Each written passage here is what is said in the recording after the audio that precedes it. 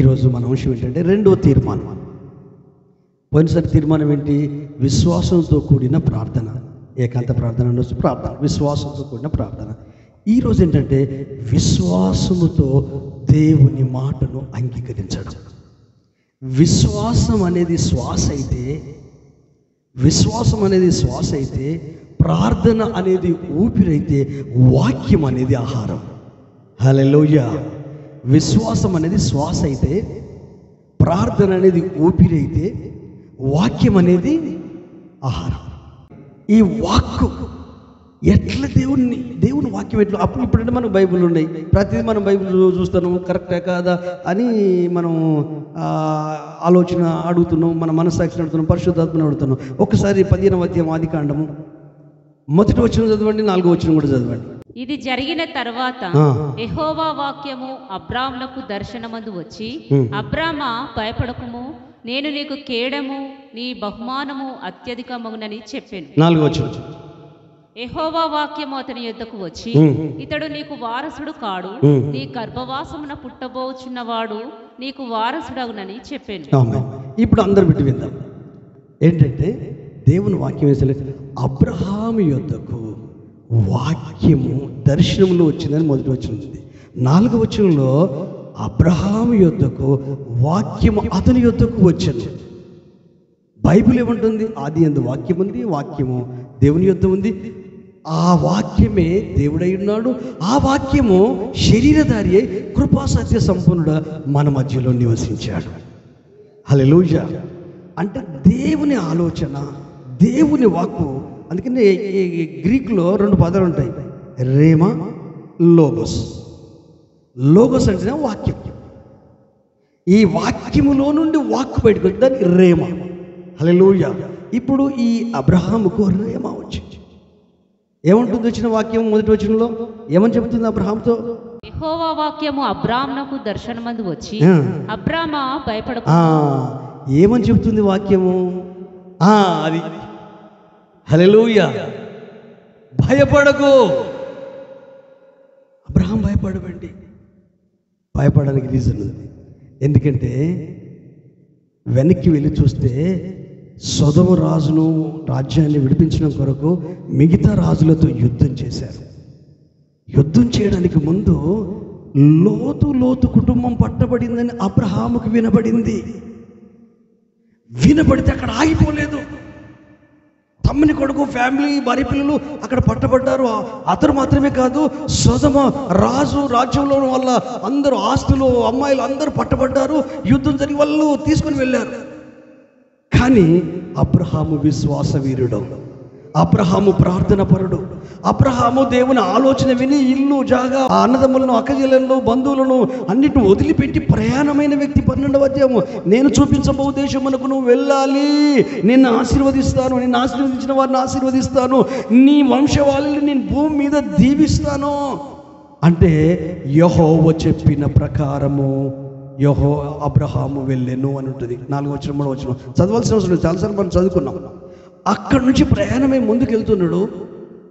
తర్వాత వీళ్ళిద్దరు కాపర్లు గొడవైతే, అతడేమో సొదొమలో కాపురం ఉన్నాడు, ఇతడేమో గుడారం వేసుకున్నాడు. ఈ 2 కుటుంబాలకు వ్యత్యాసం చూడండి. గుడారం వేసుకున్నాడు, ఈయనేమో పక్కా బిల్డింగు సోయర్లో ఉండి ఆ తర్వాత సొదొమలోనే కాపురం పెట్టాడు అంటే పక్కా బిల్డింగ్. అది చేసి ఏం చేశాడు? దాంట్లో పాలిభాగస్తుడు అయ్యాడు. పాలిభాగస్తుడు అంటే ఏంటిది? పొరపాటు చేయకపోయినా కూడా అక్కడ ఇన్ఫ్లుయెన్స్ పడతాయి కదా, అక్కడ ఆ ఇన్ఫ్లుయెన్స్ పాలిభాగస్తుడు అయ్యాడు. కాబట్టి ఆ బైబిల్ చెప్తుంది, లోతు తన మనసును బాధ పెట్టుకున్నాడు. నీతిమంతుడైన లోతు అక్కడ కామ వికారమైన చేష్టలను బట్టి చాలా బహుబాధపడ్డాడని కొత్త నిబంధనలో ఉంటుంది. యేసయ్య కూడా లోతు గురించి మాట్లాడుతాడు, లోతు భార్యని జ్ఞాపకం చేసుకోమని. అయితే ఈ లోతు అక్కడ ఉండి అక్కడ యుద్ధం జరిగితే వీళ్ళ భార్య, పిల్లలు అందరూ వెళ్ళిపోయారు. ఈ వార్త ఎవరికి తెలిసింది? అబ్రహాం తెలిసింది. తెలిస్తే నువ్వు నెమ్మదిగా ఉన్నాడా? లేడు. ప్రార్థన చేస్తున్నాడు. ప్రార్థన పరుడు కదా. ప్రార్థన అంటే వర్షిప్ కదా, అవసరం కొరకు ప్రార్థన చేసేది కదా. ఆయనను మాత్రమే ఆరాధించే మనిషి, వేరే వ్యాపకం లేదు. అలాగూ ఆరాధిస్తున్న ఈ వ్యక్తికి పరిశుద్ధాత్మ దేవుడు గైడెన్స్ ఇచ్చాడు, ఆలోచన ఇచ్చాడు. నువ్వు వెళ్ళు అన్నాడు. అంటే ఇది ఒక్క రోజులో అయింది కాదు, ఫోర్ సైడ్ ఉంది మనిషికి. ఏంటి ఫోర్ సైడ్ అంటే, ఒక రాజు కాదు, అబ్రహాం రాజు కాదు, కానీ సైన్యాన్ని తయారు చేశాడు. 318 మంది సైనికులు ఉన్నారు. తరబిదిచ్చాడు వారికి. ఒట్టిగానే బార్డర్లో పోయి యుద్ధం చేయమంటే చేస్తారా? అది రాత్రి జరిగింది కాదు. అంటే ప్రీ ప్లాన్, అంటే విజ్డమ్ కలిగిన వ్యక్తి, జ్ఞానం కలిగిన వ్యక్తి. ఆ జ్ఞానానికి మించి దేవుని మీద విశ్వాసం, ఆ అనుభవానికి మించి దేవుని మీద విశ్వాసం. దేవుని స్వరం వింటాడు, దేవుని నడిపింపుకు లోపడతాడు, దేవుని ఆలోచన ముందుకెళ్తాడు. దేవుడు చెప్తున్నాడు, నువ్వు వెళ్ళి వారిని కాపాడాల్సింది నువ్వే అని చెప్పాడు. లేకపోతే ఎందుకు వెళ్తాడండి? వెళ్ళడు. పరిగెత్తుకుని వెళ్ళి 318 మంది తీసుకుని వెళ్ళి మొత్తం విడిపించాడు. అందరూ బయటపడ్డారు. ఆ దేశపు రాజు ఏమన్నాడు తెలుసా? అబ్రహామా, నువ్వు చేసిన మేలు మామూలు మేలు కాదా. ఆస్తి ఇచ్చుడు వేరు, అంతస్తుడు వేరు, డబ్బిచ్చుడు వేరు, కానీ మా మాన ప్రాణాలు కాపాడావు. భార్యలయ్యి, పిల్లలయ్యి, మమ్మల్ని ఆ శత్రు చేతుల నుంచి విడిపించావు. సాతాడు శత్రువు మన మనసును పాటు చేస్తాడు, మన ఆలోచన పాటు చేస్తాడు. ఆత్మలు వర్తిల్లకుండా, వాక్యం వెతుల్లకుండా, ఆ విశ్వాసాల ముందు కొనసాగకుండా, భక్తిలో ముందు కొనసాగకుండా, వాని ఆలోచనలు మనము కొలాప్స్ చేయాలంటే మళ్ళా పేతురు దగ్గరికి రావాలి. మేము శరీరుల దారులమై నడుచుకొనుచున్నను, శరీర ప్రకారం మేము యుద్ధము చేయము. మా యుద్ధోపకరణములు శరీర సంబంధమైనవి కావు, కానీ దేవుని ఎదుట వాడు దుర్గాలు కట్టాడు. ఆ దుర్గాలను పడదోయ జాలంత శక్తి గలవై ఉన్నవి. వితర్కములను, దేవుని జ్ఞానమును అడ్డగించు ప్రతి ఆటంకాన్ని పడదోసి ప్రతి ఆలోచనను చెరపట్టి క్రీస్తుకు, హల్లెలూయా, ఆయన దగ్గరికి తీసుకొస్తే ఇది నాదే బిడ్డ, ధైర్యంగా ఉన్నాడు, లేకపోతే కొంచెం ముందుకెళ్ళు, నిలబడు అని మన వ్యక్తిగత జీవితంలో, మన వైవాహిక జీవితంలో, మన కుటుంబ జీవితంలో, మన విశ్వాస జీవితంలో అబ్రహాముకు అలాగూ నేర్పించాడు. కనుకనే ధైర్యంతో సాహసం చేసి ప్రీ ప్లాన్డ్గా వీళ్ళందరినీ సిద్ధపరచుకున్నాడు. ఏ టైం ఎట్లుండో తెలియని ప్రిపేర్ అయ్యాడు. కనుక నువ్వు సిద్ధపరిచిన సంఘం ఉంది కదా, లేకపోతే సైనికులు ఉన్నారు కదా, వాళ్ళు ఉన్నారు కదా, యవనస్తులు, వాళ్ళందరినీ తీసుకొని యుద్ధం చేయమన్నాడు. వెళ్ళి యుద్ధం చేస్తే రాజులందరినీ ఓడించాడు, వీళ్ళని విడిపించాడు, వాళ్ళని కూడా విడిపించాడు. ఆ సొందమ రాజు అంటాడు,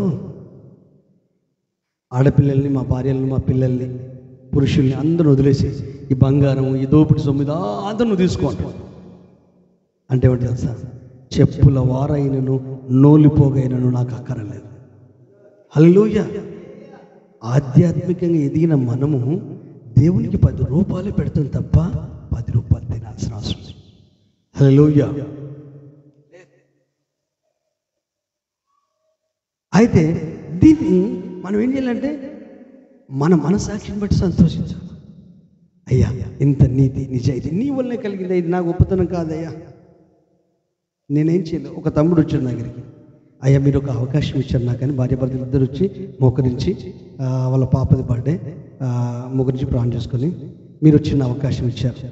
ఆ అవకాశం వల్లనే ఈరోజు నేను దీవించబడ్డానయ్యా అన్న.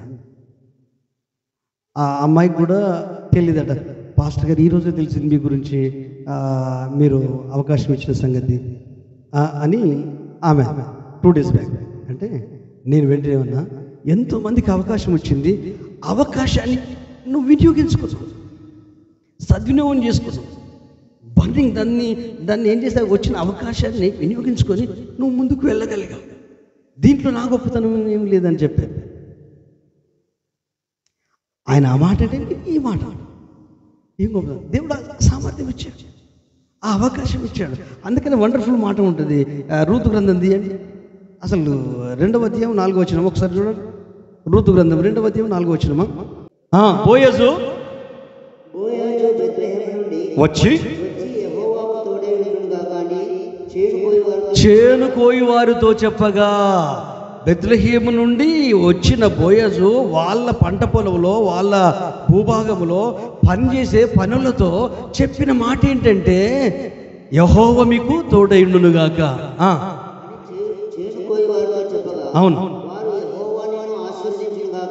ఆమేన్. గట్టిగా చెప్పాలి కొడదామా? హల్లెలూయా, హల్లెలూయా. ఏమని చెప్పాడంటే, భూస్వామి పనికి పిలిచాడు. ఏం పని చేస్తున్నారు? గుత్త కూలి తీసుకున్నారు, పని చేస్తలేరు, నేను డబ్బులు ఇవ్వా, లేకపోతే ఇది అది ఏం మాట్లాడట్లేదు. యెహోవా మీకు తోడై ఉన్నాడు, అందుకే ఇంత కష్టపడుతున్నారు, మీరు ఇంత నమ్మకంగా చేస్తున్నారు, ఇంత కన్సర్న్ కలిగి మీరు పని చేస్తున్నారు, నేను కూలి ఇస్తున్నా మీకు. కానీ మీ పని, మీ నమ్మకత్వం యెహోవా తోడుంటేనే చేస్తారు, ఇంకెవరు చేయలేదు అంటే వాళ్ళు ఏమంటున్నారు, మరి ఏమనుకున్నావా అనలేదు. కానీ యెహోవా మిమ్మల్ని ఆశీర్వదించును గాక. హల్లెలూయా. ఒకరి సక్సెస్ ఒకరి మీద ఆధారపడి ఉంటుంది. హల్లెలూయా. భార్య చేసే పని భార్య చేసే, భర్త చేసే పని భర్త, పిల్లలు చేసే పని పిల్లలు, కుటుంబం అంతా ఆరోగ్యంగా ఆనందంగా ఉంటుంది. హల్లెలూయా. దేవుని విధానం ఇది. ఆ విధానంలో ఈ ఫ్యామిలీ, అబ్రహాం ఫ్యామిలీ వాళ్ళందరూ కలిసికట్టుగా వెళ్ళి వస్తుంటే చెప్తాడు, మీరు అంత డబ్బు తీసుకోండి అంటే నోలు పోగొడక్కర్లేదు. ఎందుకు? రేపొద్దున నేనే నిన్ను ధనవంతుని చేశాను, నువ్వు నన్ను అంటావేమో, నన్ను యెహోవాయే ధనవంతుడు చేయాలి. హల్లెలూయా. ఎందుకంటే లోకం నుండి, పాపం నుండి, శాపం నుండి బయటకు వచ్చిన మనము ఆయన కొరకే బ్రతకాల. పౌలు అంటాడు, చావు మూలంగానైనా బ్రతుకు మూలంగానైనా ఆయన నామానికి మహిమ రావాలి. చివరి డేస్ ఇంకెన్ని రోజులు బ్రతుకుతామో తెలియదు, నేను ఎన్ని రోజులు బ్రతుకుతామో తెలియదు, కానీ బ్రతికినప్పుడే ఫౌండేషన్, వాక్య ఫౌండేషన్, విశ్వాస ఫౌండేషన్. మనిషిని బట్టి సంఘం డిస్టర్బ్ కావద్దు, సేవకుని బట్టి సంఘం డిస్టర్బ్ కావద్దు, కానీ ఏసే మూలరాయిగా ఉండాలి. ఒక మాటలు చెప్పాలంటే యేసన్న గారు పెద్ద పెద్ద పాస్టర్లు ఉండే, హెచ్ జంక్షన్ పాస్టర్ అని, ఇంకొక ఆయన సఫిల్గూడ్లో డానియల్ బాబు అని, ఇట్లా ఆనంద్ జయ కుమార్ అని, వీళ్ళందరూ పెద్ద పెద్ద పాస్టర్లు. వీళ్ళందరూ ఉంటే వీళ్ళ మేము ఏది జాన్ వెస్లీ అనకంటే, అబ్రహాం అనకంటే, మీకు తెలుసో తెలియదో, అబ్రహాం అని ఇక్కడ పరిచయం చేసినప్పుడు చింతలపిల్ల, బొడ్డు చింతలపిల్లలో నా జ్ఞాపకం సరి అయితే 22 సంవత్సరాలు కావచ్చు, నా జ్ఞాపకం సరి అయితే, వాళ్ళు సంవత్సరానికి ఒకసారి శ్యామచంద్రరాయ్ గారిని పిలుస్తారు. అయ్యతో పాటు నేను వెళ్ళేది యోన్ పాస్టర్ వాళ్ళ సొంత ఊరు. అక్కడికి వెళ్తే ఆయన ఇప్పుడు అప్పట్లో సన్నగా ఉండేది, అక్కడికి వచ్చేది, ఎందుకంటే వాళ్ళకు ట్రాన్స్ఫర్లు ఉంటాయి కదా, అక్కడికి వచ్చి ఆయన వాక్యం, నేను వాక్యం చెప్పాలి, నా తర్వాత పెద్దయ్య వాక్యం చెప్పాలి. అప్పుడే కొత్తగా ఇక్కడికి బ్రదర్గా వచ్చింది, కొత్త అనుభవం. అప్పుడు నేను ఒకే ఒక మాట చెప్పిన, ఏ రాజు అయితే భూమి విషయంలో శ్రద్ధ వహిస్తాడో అది గొప్పగా ఆశీర్వదించబడుతుందని ఆ వాక్యం మీద ఒక 15 నిమిషాలు చెప్పినప్పుడు చెప్పాలి. ఆ వాక్యం అయిపోయాక నువ్వు అన్నగారి లెక్కనే చెప్పినావు అని చెప్పాడు, యేసన్న గారి లెక్కనే.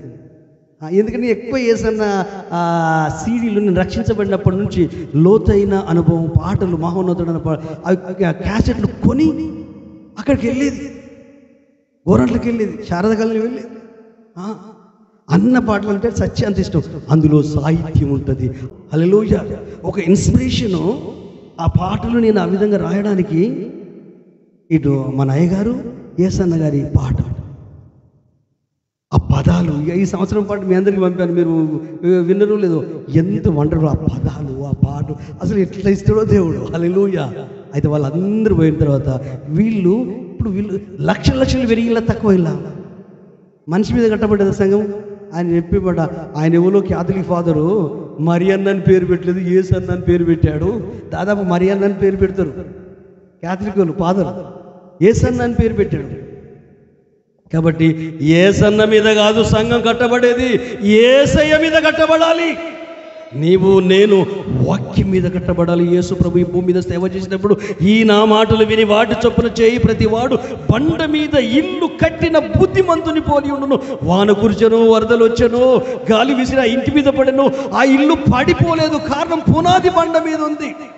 మనకొచ్చే కష్టాలు, నష్టాలు, అవమానాలు, బాధలు పునాది నుండి మనల్ని తప్పించొద్దు. ఈ పునాది వీక్ అయిపోవద్దు. అదేం రక్షణ, అదేం విశ్వాసం. పోలీస్ స్టేషన్లో పెడితేనే భయపడలేదు, స్తుతించుకుంటున్నా ఒక్క వ్యక్తే. ఎందుకంటే ఎస్సీ కాలనీ, బీసీ కాలనీ కలిసి ఉంటాయి, ఇక్కడ ఖాళీలు కలిసి ఉంటాయి. కాబట్టి ఈ బీసీ కాలనీలో ఉన్న 218 మంది ఆడవాళ్ళు సంతకం చేశారు. ఇక్కడ ప్రార్థనతో మైకి పెట్టి, వాక్యం పెట్టి, మనం మంచి మాటలు మాట్లాడతాం కదా, DJ song, double meaning songs వేయం కదా, అవే మంచిగా అనిపిస్తాయి. అది చెప్తే ఉదయకాలం 2 కానిస్టేబుల్ వచ్చి పాత పోలీస్ స్టేషన్లో ఉదయం 10 గంటల నుండి సాయంత్రం 5 గంటల వరకు కూర్చోబెట్టారు. ఏమనలే, టీ మంచి నీళ్ళు ఇచ్చారు. హల్లెలూయా. కానీ అదే వ్యక్తి ఒకరోజు వచ్చి దేవుని దగ్గర క్షేమాపణ అడిగాడు. సర్పంచ్ కొరకు నిలబడ్డాడు, ఓట్లు పడాలి కదా. అలెక్స్ బ్రదర్ సాక్ష్యం, పిల్లలంతా ఇంట్లోనే ఉండేది, 10-15 మంది పిల్లలు ఉండే మడికొండలో. వీళ్ళందరికీ మనకు పాత్రలో తెలుసు. మెట్టుగుట్ట దగ్గర తెల్లవారి 5:30, 6 అయింది, తలుపులు తీయడంతోనే వచ్చి కాళ్ళ మీద పడ్డాడు. నన్ను క్షమించాలి, మిమ్మల్ని పోలీస్ స్టేషన్లో, నేనే వాళ్ళు నెగేసిన ఆడవాళ్ళందరూ నెగేసి సంతకాలు పెట్టి చేసి పోలీస్ స్టేషన్లో పెట్టి. సరే ఏది మరి ఇప్పుడే ఎందుకు వచ్చిందంటే ఒకటి చెప్పి, ఏం లేదు నేను ఓట్ల కొరకు నిలబడుతున్నా, సర్పంచులు జర ఓట్లు వేయాలంటే చెప్తాను, వేయండి, ఎందుకంటే దేవుని సన్నిధిని కూడా వచ్చాడు. దాన్ని బట్టి మీరు ఆలోచించండి. ఇదేంటి సొంతంగా నేను నిర్ణయం తీసుకోమని చెప్పేది కాదు. ఓటు అనేది మనం ఈ పార్టీకి ఆ పార్టీకి మనం చెప్పొద్దు, చర్చలు చెప్పొద్దు, ఎందుకంటే అది ఒక పార్టీని బలపరిచినట్టు. అట్లా వద్దు. జస్ట్ మనం చెప్తాం, వాళ్ళు ఏం చేసి మనం చేయాలి అంటాం. కానీ అక్కడికి పోయిన తర్వాత మనం అనుకున్నా కూడా అక్కడ పోయిన గిట్టే బయట ఎత్తాం. దేవుడు ఎవరికి ఎలా వాళ్ళకి ఏపిస్తాడు. People's voice, god's voice. Hallelujah. గట్టిగా చప్పలు కొడదామా, ప్రభువుని స్తుతిద్దామా. హల్లెలూయా. ఈ అనుభవాలు మీకు ఉన్నాయి, మీకు ఉన్నాయి. ఆ అనుభవాల గుండా ఎదుగుతున్న బిడ్డలం. మన ఎదుగుదల సైతానికి మంట పుట్టిస్తుంది, మన అభివృద్ధి సాతానికి మంట పుట్టిస్తుంది. మన ఆత్మీయత, విశ్వాసం, భక్తి జీవితం, ఇన్ని కష్టాలు వచ్చినా క్రీస్తుని వదిలిపెట్టారే, ఇన్ని కష్టాలు వచ్చినా ప్రభుకు దూరంగానే ఆయన కొరకే నిలబడదాం. భయపడాల్సిన అవసరం లేదు. సైతానికి, రోగానికి, వ్యాధులకు, జబ్బులకు, నిందలకు, అవమానాలకు, నిర్లక్ష్యం దేనికి భయపడొద్దు. ఎందుకంటే అబ్రహాం భయం ఎందుకు వచ్చిందంటే వాళ్ళని గెలిచి వచ్చాడు. ఆ రాజులందరూ నా మీదకి వస్తే వాళ్ళంతా ఒకటైపోయి నన్ను చంపితే, అందుకే ధైర్యపరచాడు. అబ్రహామా భయపడకుము, నేను నీకు కేడము. హల్లెలూయా. మన బలము ఆయనే, మన కేడము ఆయనే, మన కొండ ఆయన, మన కోట ఆయన, మన జ్ఞానం ఆయనే, మన అభిషేకమైన, మన ఆశీర్వాదం ఆయన, మన పరిశుద్ధత కూడా ఆయన, మన నీతి కూడా ఆయనే, మన అభివృద్ధి కూడా ఆయనే. హల్లెలూయా, హల్లెలూయా. ఒక్క మాట చదివి నేను క్లోజ్ చేస్తా. యాకోబు పత్రిక 1వ అధ్యాయం 21 వచనం నుండి 25 వరకు. యాకోబు పత్రిక 1వ అధ్యాయం 21 వచనం నుండి 25 వరకు. అందుచేత సమస్త కల్మషమును విర్రవీగుచున్న దుష్టత్వమును మాని లోపల నాటబడిన మీ ఆత్మను రక్షించుటకు శక్తిగల వాక్యమును సాత్వికంతో అంగీకరించండి. మీరు వినువారు మాత్రమే ఉండి మిమ్మల్ని మీరు మోసపుచ్చుకొనకుండా వాక్య ప్రకారము ప్రవర్తించువారు అయ్యుండుడి. ఎవడైనా వాక్యమును వినువాడై ఉండి దాని ప్రకారము ప్రవర్తించేవాడనైతే వాడు అద్దంలో తన ముఖమును చూచుకొను మనిషిని పోలి ఉన్నాడు. వాడు తను చూచుకున్న అవతలికి పోయి తాను ఎట్టివాడో వెంటనే మర్చిపోను కదా. అయితే స్వాతంత్ర్యము నుంచి సంపూర్ణమైన నియమంలో తేరి చూచి నిలకడగా ఉన్నవాడెవడు వాడు విని మరచువాడు కాక క్రియలు చేయువాడే ఉండి తన క్రియలో ధన్యుడవుడు. ఆమేన్. గట్టిగా చప్పలు కొడదామా. హల్లెలూయా, హల్లెలూయా. ఇప్పుడు సామాన్యంగా ఈ వాక్య భాగం చదివినప్పుడు ఫస్ట్ మనకి ఏం గుర్తు చేస్తాడు సైతాన్ గాడు? నీ లోపల విరిగిస్తున్న దుష్టత్వం ఉందా, నీ లోపల కల్మషం ఉందా, ఈ వాక్యం చెప్పింది అని అంటాడు వాడు. దాని కింద చూడు, లోపల వాక్యము నాటబడి ఏమవుతుందట, అది లోపల నాటబడి నీ ఆత్మలను రక్షించే శక్తి గల వాక్యమును సాత్వికముతో అంగీకరించుడి. హల్లెలూయా. ముందు అపార్థం వస్తుంది, తర్వాత అర్థం చేసుకుంటాం. ముందే అర్థం చేసుకోవాలి, అపార్థానికి అవకాశమే లేదు. హల్లెలూయా. ఒకవేళ అయ్యా విర్రవీగుతున్న దుష్టత్వం ఉంటే మందిరం కొరకు ఎందుకు కష్టపడతాం, డబ్బులు ఎందుకు ఇస్తాం, టైం ఎందుకు స్పెండ్ చేస్తాం, కుటుంబాన్ని పక్కకు పెట్టి, ఫ్యామిలీ పక్కకు పెట్టి, నాతో పాటు ఎక్కడికంటే అక్కడికి పరిగెత్తుకొని వచ్చేది మన బ్రదర్స్. ఆటోల మీద, సైకిళ్ళ మీద, మీరు సేవ చేసిన దినాల్లో మీరు ఆటో పట్టుకొని వచ్చేది, బండ్ల మీద వచ్చేది. ఎక్కడ దామెరా, ఎక్కడ ఇది బ్రదర్స్ వచ్చిండు, ఏది ధర్మసార దాటిన రాత్రి వీళ్ళ కొరకు కొంచెం లేట్ అయిపోయింది. లేట్ అయినా కూడా ఆగినాము, ఒక్కటే ఫ్యామిలీ. ఆ ఫ్యామిలీ కొరకు చెలో రావాలని పిలిచాను. హల్లెలూయా. ఆ చర్చిది, అది మందిరం కట్టినాము, వీళ్ళ సాయం తీసుకున్నాము. సాయం అంటే వర్క్ సాయం, తమ్ముని సాయం తీసుకున్నాము, ప్రమోద్ బ్రదర్ది. ఆ రేకులు వేసాడు, అక్కడ మందిరం కట్టినాము. దాని కొరకు ఏది ఫిబ్రవరి 15వ తారీఖు అనుకుంటా, నా జ్ఞాపకం సరే అయితే, అక్కడ ప్రేయర్ మీటింగ్ పెద్ద పిలిచి చేసి వీళ్ళు కూడా బ్రదర్స్ అందరూ వచ్చేసారు. అంటే మనం ఎక్కడెక్కడికో వెళ్ళాం, ప్రభు కొరకు పరిగెత్తాం, ప్రభునామని మైపడ. ఆయన నిన్ను నన్ను మనల్ని మర్చుటకు అన్యాయస్తుడు కాదు. ఆయన ప్రతిఫలం ఇస్తాడు. హల్లెలూయా, ప్రతిఫలం ఇస్తాడు. శక్తి కలిగిన వాక్యాన్ని, సాత్వికముతో మన ఆత్మను రక్షించే వాక్కు, దేవుని వాక్కు మన మనసును, మన ఆలోచన, మన హృదయాన్ని పవిత్రపరిస్తే, పరిశుద్ధపరిస్తే, బూస్టింగ్, బలం ఇస్తుంది. బైబిల్ ఏమని చెప్తుంది తెలుసా? 30 సంవత్సరాల వరకు యేసుప్రభుని ఎవ్వరు ముట్టుకోలేదండి. 30 years వచ్చేంత వరకు తండ్రి లేని బాధ్యతను వహిస్తూ, తమ్ములను, చెల్లెలను, తల్లిని చూసుకుంటూ హాయిగా ఊర్ల పని చేసుకుంటూ బ్రతుకుతున్నాడు. ఎప్పుడైతే బాప్తిసం తీసుకున్నాడో, ఒడ్డుకు వచ్చాడో, ఆకాశం తెరవబడిందో, పరిశుద్ధాత్మ తన మీదకి వచ్చి వాలిందో, ఒక స్వరం తండ్రిది వినబడుతుంది, ఈయన నా ప్రియ కుమారుడు, ఈయన యందు నేను ఆనందించుచున్నాను. అంటే త్రియేక దేవుడు ఎట్ ఏ టైం కనిపిస్తున్నాడు. హల్లెలూయా. తండ్రి వాయిస్ వినబడుతుంది, పరిశుద్ధాత్మ దేవుడు పౌరవ రూపంలో మీదకి వచ్చాడు, కుమారుడు అక్కడ ఉన్నాడు. హల్లెలూయా. త్రియేక దేవుడు స్పష్టంగా మనకు కనిపించాడు. హల్లెలూయా. త్రియేక దేవుడు. హల్లెలూయా.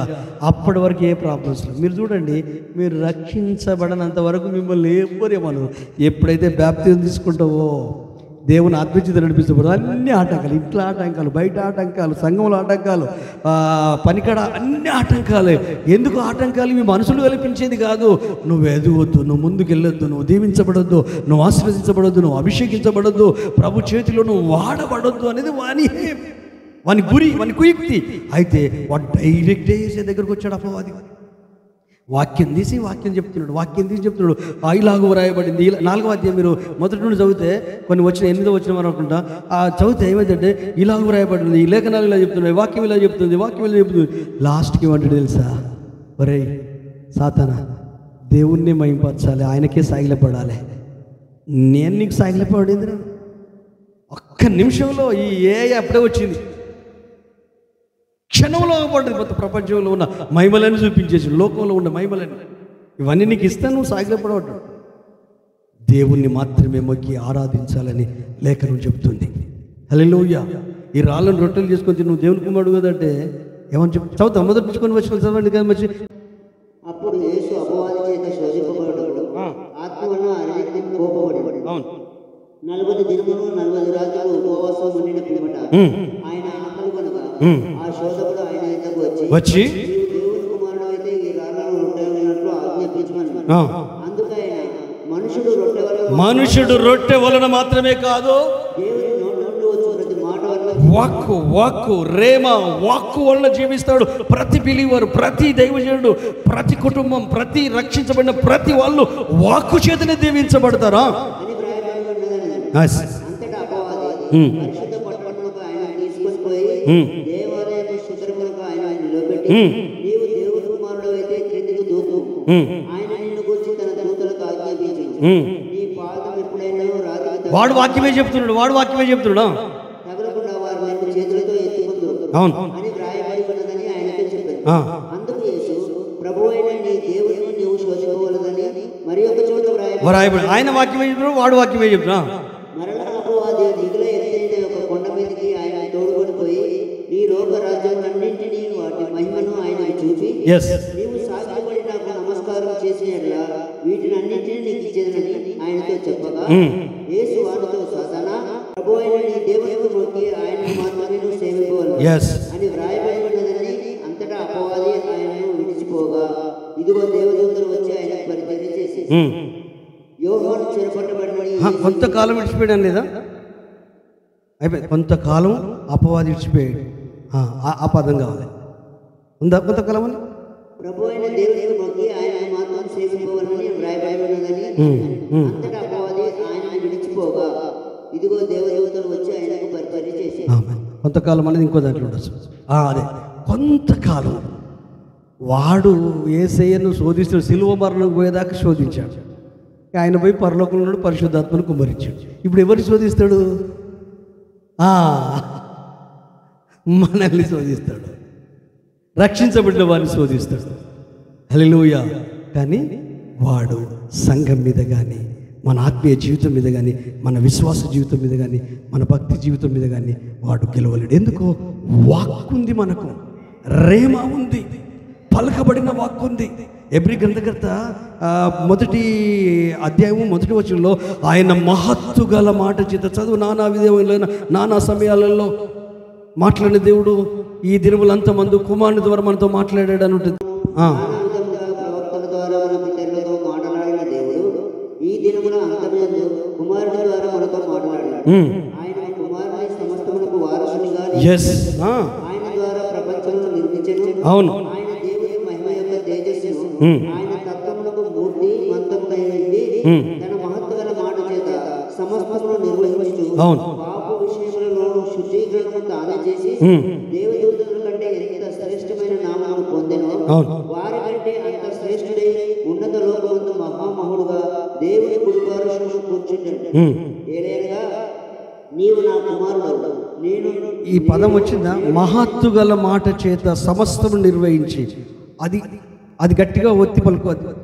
ఆయన దేవుని మహిమ యొక్క తేజస్సును ఆయన తత్వము యొక్క మూర్తిమంతమునై ఉండి తన మహత్తు గల మాట చేత సమస్తమును ఆమేన్ ఆమేన్ హల్లెలూయా.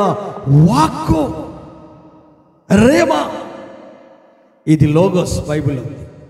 ఇప్పుడు వచ్చేది వాక్కు. ఆ సమయాన్ని బట్టి ఆ వాక్కు అబ్రహాంకి వచ్చింది. ఆ వాక్కు 4వ వచనంలో ఆయన యొద్దకు వచ్చింది. నీ దాసులలో ఒకడు కాదు, నీకు పుట్టి కొడుకే వారసుడు అవుతాడు.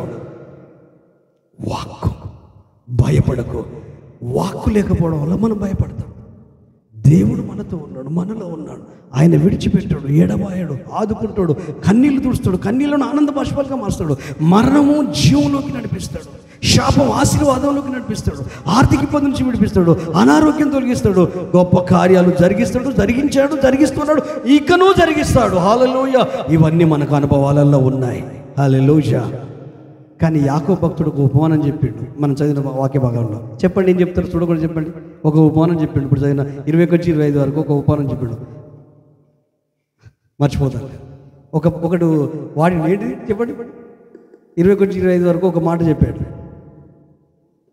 లే మీరు మా అది ఉపమానం అక్షరార్థంగా ఒకటి చెప్పిండు, మెన్షన్ చేసి ఎవరన్నా భార్గవి. థ్యాంక్ యూ రా. అద్దం, వాక్యము అద్దము. హల్లెలూయా. అయితే ఒక తాత, మన ఐలయ్య తాత లాంటి ఐలయ్య గారు, అయితే ఐలయ్య లాంటి ఒక తాత ఎవరొస్తుంది ఈ శాలం లాంటిలో ఒక ఎవరొస్తుడు ఈ అద్దాన్ని మంచిగా దూడుస్తున్నాడు ఐలయ్య తాత. మంచిగా అనుభవం కదా. ఈ ఎవరొస్తున్న కుతూహలం ఎక్కువ. తాత ఏంది అద్దాన్ని రోజు నీట్గా దూడుస్తావు అంటే, మనవడ అద్దం గురించి నీకు తెలియదు, ఇది చాలా పాఠాలు నేర్పుతుందని చెప్పాడు. అవునా, ఏం పాఠాలు చెప్పు అంటే, ఏమి లేదు, ఈ అద్దం ముందు నువ్వు నిలబడితే నిన్ను మాత్రమే చూపిస్తుంది, ఇంకెవరిని చూపించదు. హల్లెలూయా, హల్లెలూయా. ఒక పాఠం. తర్వాత ఇంకోటి ఏంటి పాఠం? నీవు చూసినప్పుడు నీ ముఖం మీద మరకలు ఉంటే అవి నీకు కనిపిస్తాయి. ఇంకోటి ఏంటి? నువ్వు అద్దం ముందు ఉంటే ఇంకొకరిని చూపించడు. ఇంకోటి 3 అనుభవాలు. హల్లెలూయా. నెంబర్ 1 అనుభవం ఏంటంటే, వాక్యం అర్థమైనప్పుడు, ఈ వాక్యం అర్థం కాబట్టి ఈ అర్థం ఏం చేస్తుంది? మనకు కనిపిస్తుంది. ఈ వాక్యమైన అర్థంలో మన జీవితం మనకు కనిపిస్తుంది, మన బ్రతుకు మనకు కనిపిస్తుంది. తోబుట్టులతోని, కుటుంబ సభ్యులతోని, అన్నదమ్ములతోని, అక్క చెల్లెలతోని, ఫ్యామిలీ మెంబర్స్తోని, పనిచేసే స్థలంలో, వ్యాపారం చేసే స్థలంలో, కొలీగ్స్, నువ్వు ఎట్లా ఉంటావో అర్థం కాబట్టి కంపల్సరీ వాళ్ళు గుర్తించేస్తారు మనల్ని. హల్లెలూయా. అర్థంలో ఎట్లయితే కనపడదో మన జీవితాలు అర్థమైతే వాళ్ళకు మనం కనిపిస్తాం. రెండవది ఏంటంటే, ఈ అర్థం ముందే నిలబడి చూస్తే మనమే కనపడతాం, ఇంకొకరు కనపడరు. అప్పుడు మన యొద్ద లేని వారి గురించి ఇద్దరు కలిసినప్పుడు 3వ వ్యక్తి గురించి మంచి మాత్రమే మాట్లాడుకోవాలి, కానీ చెడు మాట్లాడొద్దు. ప్రతి వ్యక్తి లోపల బలహీనతలు ఉంటాయి. ఒక 10 బలహీనతలు ఉంటాయి, 90 మంచి ఉంటాయి. ఈ 90 మంచి వాటి గురించి మాట్లాడితే ఈ 90 మాట్లాడింది ఈ మంచి కూడా వెళ్తుంది అక్కడికి. నువ్వు మాట్లాడిన చెడు కూడా వెళ్తుంది, నువ్వు మాట్లాడిన మంచి కూడా వెళ్తుంది. వెళ్ళి మంచి మాట్లాడుతూ ఉంటే ఈ 10 చెడు ఉన్న చూడు ఇది మొత్తం తొలగిపోయి 100% మంచి అయిపోతుంది. అయితే మనం ఏం చేస్తామంటే దీన్నే తెలిగిస్తాం. కోడి పనికిరాని ఇట్లా అట్లా చూడు బ్యాడ్ స్మెల్ వస్తాడు. అందుకని ఎప్పుడైనా సహజంగా ఈ రోజు నుండి కాదు, నేను ఎప్పటి నుంచో చెప్తూ ఉంటాను, ఎప్పుడైనా మన ముందు లేని వ్యక్తి గురించి మాట్లాడితే మంచిగా మాట్లాడాలి. కానీ మీరు ఏది మాట్లాడు 10% బలహీనతలు ఉంటాయి ప్రతి వ్యక్తి లోపల. మనిషి అంటేనే మంచి చెడు కలయిక. నువ్వు ఏది చూస్తే అదే బయటకు వస్తుంది. నువ్వు మంచి చూస్తే ఆ మంచి ఎక్కువ పెరుగుతుంది, నువ్వు చెడు చూస్తుంటే ఆ చెడు ఎక్కువ పెరుగుతాడు. అందుకే చాయిస్ మనదే. కాబట్టి మనం ఒక తీర్మానం తీసుకోవాలి, వాక్యాన్ని విశ్వాసం అంగీకరించే మనం మన ఎదుట లేని వ్యక్తి గురించి వేరే మాట మంచి పుకార్లు చేయొద్దు, షికార్లు చేయొద్దు. ఒకవేళ తప్పు ఒప్పు ఉంటే వాళ్ళకు చెప్పే విధానంలో చెప్పాలి. ఎట్లా చెప్పాలి? ఇగో ఇన్ని మంచి విషయాలు, ఇది ఒక్కటి కొంచెం సరి చేసుకుంటే బాగుంటుంది అని అనుకో, ఆలోచనలో పడతాడు. మన ఉద్దేశం బాగు చేయడం, మన ఉద్దేశం సరి చేయడం, మన ఉద్దేశం నడిపించడం, మన ఉద్దేశం కుక్కుల దగ్గర అడగడం, మన ఉద్దేశం ముందుకెళ్ళడం అన్నప్పుడు ఆ బలహీనతలే లైఫ్ కాదు, అవి అడ్డుకునేటి. ఇన్ని మంచిగా ఉన్నాయి, ఇన్ని మంచిగా ఉన్న నీ లోపల ఇది ఒక్కటే కొంచెం ఇబ్బంది అవుతుందంటే, ఓహో అది నాకు తెలియదు,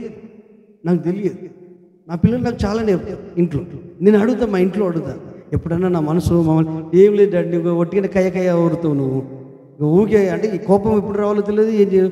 అదొక్కటి అంటే బీపీ వచ్చిన కానీ కోపం ఇదైపోయింది, ఐబీ వచ్చిన కానీ అది మందుల ప్రభావం. 2 సంవత్సరం అసలు బాడీలో అన్ని మందులే ఉన్నాయి. ఇప్పుడు ఉదయకాలం కారులో కూర్చుంటే ఈ గజల్లో పట్టుకున్నది ప్రాణాలు పోయి ప్రాణాలు వచ్చినట్టు అయిపోయింది. అసలు మొత్తం చెమటలు పట్టినాయి ఒక్కటే నిమిషం. అంటే ఇట్లా కూర్చుండేసరికి ఇట్లా అంటే వీక్ అయిపోయింది బాడీ, అంత మందులే ఉన్నాయి బాడీలో. ఎందుకంటే అవి డ్రగ్స్ కంటే ఎక్కువ, తెలుసా తల్లి, డ్రగ్స్ కంటే ఎక్కువ. ఇప్పుడు రోజు 2 వేసుకోవాలి, పొద్దున సాయంత్రం కోసం వేసుకోవాలి. కానీ ఆయన కృప కొరకే ప్రార్థన చేశాను, సమృద్ధి అయిన కృప నాకు ఇవ్వాలి. ఆయన ప్రేమలోనే జీవించాలి, ప్రేమ కొరకే బ్రతకాలి, ప్రేమనే పంచాలి, ప్రేమనే పెంచాలి, సమాధానమే రావాలి, సంతోషమే రావాలి. 4 దినాలైనా పర్వాలేదు, రేపొద్దున మనం మరణించామంటే గుండెలు ఆగిపోవాలి. వయస్సు చనిపోతే ఇన్ని గుండెలు ఆగిపోయాయి, అట్లా ఆగిపోవాలి. అంటే నేను వేరే విధంగా అట్లా దీన్ని మిస్యూజ్ చేసుకోకండి, ఏదో సందర్భం వచ్చింది కాబట్టి చెప్తున్నా, అర్థం చేసుకోండి. అట్లా అంటే నిద్ర పట్టొద్దు వాళ్ళకు, అయ్యా. కానీ మళ్ళీ వాళ్ళకి అనిపించాలి, యేసయ్య ఉన్నాడు మాకు, హల్లెలూయా, యేసయ్య ఉన్నాడు. నా బాధ అదే, నా పిల్లల్ని ఆయన పోలికలోకి, దీని విషయాల్లో అన్నింటిని పక్కకు పెడతా, నా స్వీయ అభిమానాన్ని పక్కకు పెడతా, నా వ్యక్తిగత ఇమేజ్ని పక్కకు పెడతా. దైవజనుడిగా, తమ్మునిగా, అన్నగా, తండ్రిగా, తల్లిగా అన్ని పాత్రలు నేను చేయగలిగేది అలాగూ చేసుకుంటూ వస్తేనే కాబట్టి ఈరోజు ఇంతమంది ఇంత ధైర్యంగా ఉన్నారు. ఒకవేళ ఈ చర్చికే వద్దు అని అనుకుంటే దేవుడు మీకు గుర్తొస్తాడు. రెండోది నేను కూడా గుర్తొస్తా, కొద్ది గొప్ప అన్న సమర్పణ, అన్న త్యాగం మాతో పాటు కలిసి ఎంకరేజ్ చేస్తూ, ప్రోత్సహిస్తూ, నిలబెడుతూ, నడిపిస్తూ, ప్రార్థిస్తూ, అబ్బో ఎంత ఆలోచిస్తాడు. అది కట్టిపడేస్తుంది. శత్రువు కూడా మనల్ని ప్రేమించేటట్టు చేస్తుంది.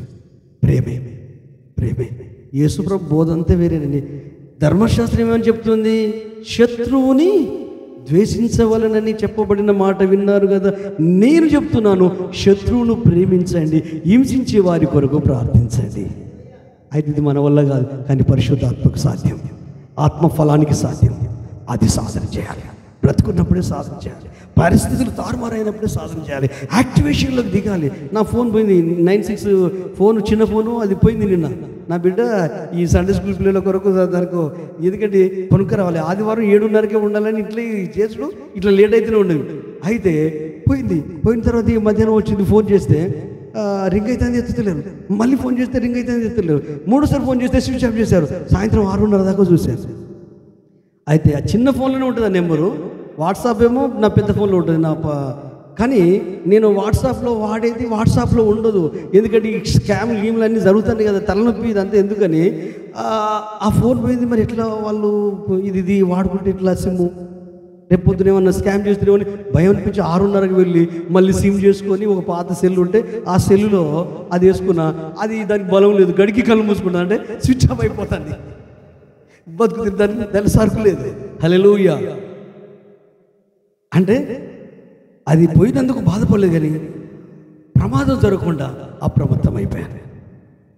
వెళ్ళి నేను ఆధార్ కార్డు, పాన్ కార్డు అవన్నీ పట్టుకపోయి చూస్తే ఏది అక్కర్లేదని కళ్ళు ఫోటో తీసుకున్నాడు, అదే నెంబర్ ఇచ్చేసిండు, అదే ఎయిర్టెల్ సర్వీసు కనెక్ట్ అయ్యాను. మొత్తం మీద ఆ ఫోను ఇప్పుడు ఇంట్లోనే ఉన్నది, కానీ దానికి బలం లేదు. హల్లెలూయా. కొత్త బ్యాటరీ ఏదో కొనాలో చాలా ఉన్నాయి అన్ని నోకియా పీసులు. అంటే ఇవన్నీ నేను ఎందుకు చెప్తున్నా అంటే జస్ట్ ఇమాజినేషన్. ప్రభు బిడ్డలం, హల్లెలూయా. రండి ఆయన సన్నిధిలో. వాక్యమై ఉన్న దేవుడు ఒకటేమో మన లోపాలు మనమే సరి చేసుకోవాలి, రెండోదేమో మనతో ఉన్నప్పుడు వాళ్ళకు చెప్పాల్సి అంటే ప్రేమతో చెప్పాలి. ఇన్ని మంచి విషయాలు ఉన్నాయి, ఇన్ని మంచి విషయాలు. ఇది ఒక్కటే బలహీనత. అప్పుడు మనం ఏది రాజు నయమాను సైన్యాధిపతి గురించి మాట్లాడుకుని ఎన్ని ధ్యానించాం. అయితే నా ఆశ ఒక్కటే, మీరు ప్రతి వాక్యం నన్ను మర్చిపోవాలి, నన్ను గుర్తుపెట్టుకోదు.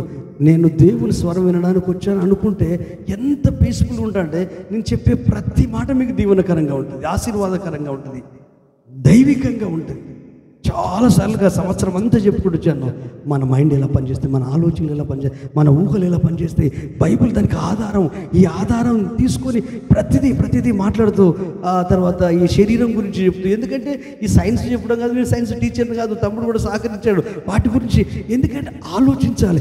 ఈ నిర్మాణం చూస్తే దీన్ని కలుగజేసిన దేవుడు ఎంత గొప్పోడు, ఆయనను నిన్ను కనెక్ట్ చేయడం, ఆయన ఆలోచనకు నువ్వు కనెక్ట్ అవ్వడం కొరకే నేను చేసే ఏ ప్రయత్నమైనా క్రీస్తులో అరమరికలు లేకుండా ఆత్మలో వర్ధిల్లడం కొరకే. హల్లెలూయా. అందరం మోకరిద్దామా, కళ్ళు మూసుకుందామా. దేవుని ఆలోచనను అంగీకరించడానికి పరిశుద్ధాత్మ దేవుని సహాయంతో గుర్తించాల్సింది అంటే విశ్వాసంతో కూడిన ప్రార్థనతో ముందుకు వెళ్తున్నాడు. నీవు ఇంకొక అడుగు ముందుకు వెళ్ళాలి. ఏంటంటే వాక్కును కూడా విశ్వాసంతో అంగీకరించాలి. బైబిల్ చెప్తుంది రోమా 10:17 వినుట వలన విశ్వాసము కలుగును, వినుట క్రీస్తును గూర్చిన మాట వలన కలుగును. ఒక్కసారి చూడండి, ఏదో సామెత ఉంది కదండి, ఒక ముఖం మంచిగా లేక అద్దాన్ని బలగొట్టారు అని. మన కోపం అద్దం మీద రావద్దు, మన కోపం వాక్కు మీద రావద్దు, మన కోపం యేసయ్య మీద రావద్దు, మన కోపం మనకు అనుగ్రహించిన పరిశుద్ధాత్మ మీద రావద్దు, మన కోపం మనుషుల మీద రావద్దు, మన కోపము సేవకుల మీద, సంఘం మీద, భార్య మీద, భర్త మీద, పిల్లల మీద, వీటి మీద రావద్దు. కానీ దీనికి కారకుడైన ఒకడున్నాడు, వాని ఇన్ఫ్లుయెన్స్ పడొద్దు. మన కుటుంబాల మీద సైతాన్గాని ఇన్ఫ్లుయెన్స్ పడొద్దు. సర్వసత్యంలోకి నడిపించడానికి పరిశుద్ధాత్మ దేవుడు దిగి వచ్చాడు. యేసయ్య తండ్రి కుడి పార్శ్వమున కూర్చొని విజ్ఞాపన చేస్తున్నాడు. ఆ పరిశుద్ధాత్మ దేవుడు నీకు సమస్తాన్ని బోధిస్తాడు, జరగబోయే సంగతులను. అంటే బైబిల్లో నుండే చెప్తాడు, వాక్యంలో నుండే చెప్తాడు, నా వాటిలో తీసుకొని నీకు బోధిస్తాడు, నన్ను మహింపరుస్తాడు. హల్లెలూయా. సత్యస్వరూపైన ఆత్మ, పరిశుద్ధాత్మ. హల్లెలూయా. ఈ 2వ ఆదివారపు ఆరాధనలో, ఈ యొక్క జనవరి 2వ ఆరాధనలో ప్రభు మనందరితో మాట్లాడే మాట, 2వ తీర్మానం ఏంటంటే ఈ న్యూ ఇయర్లో ఒక అద్భుతము జరిగింది. హల్లెలూయా. ప్రభు జెండానే ఎగరవేద్దాం. హల్లెలూయా. ఆయన చిత్తానుసారంగా, ఆయన నడిపింపు ప్రకారము అబ్రహాముకు వచ్చిన అదే విజన్ అరణ్యములో ఉన్న, అడవిలో ఉన్న యోహాను యొద్ద కూడా వాక్యము వచ్చింది. అందుకే ఆ వాక్కు ప్రజలకు చెప్తున్నప్పుడు యోర్దాను ఆవల తీరములు ఉన్న వాళ్ళందరూ యూదులు తప్ప మిగతా వాళ్ళందరూ క్రీస్తుని అంగీకరించారు.